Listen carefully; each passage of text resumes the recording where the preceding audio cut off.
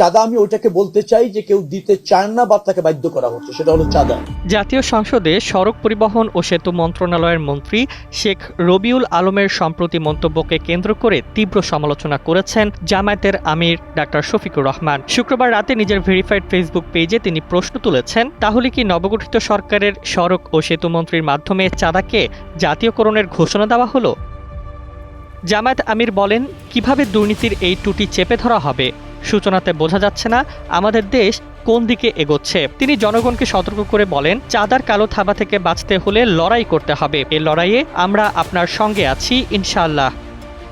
এর আগে বৃহস্পতিবার সড়ক পরিবহন ও যোগাযোগ মন্ত্রী বলেন, সড়কে পরিবহনের চাঁদা যেটা বলা হয় সেটাকে আমি চাঁদা দেখি না। মালিক সমিতি, শ্রমিক সমিতি আছে, তারা নিজেদের কল্যাণে এটি ব্যবহার করে। এটা একটি অলিখিত বিধি যেটা কেউ দিতে চায় না বা বাধ্য করা হয়।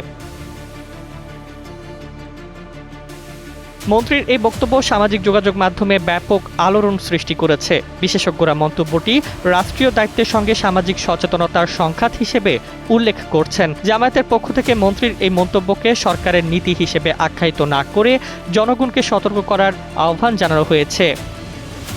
এই বিতর্ক দেশের পরিবহন খাত এবং সামাজিক নৈতিকতার বিষয়েও নতুন প্রশ্ন উত্থাপন করেছে। Desk report, Bangladesh bulletin.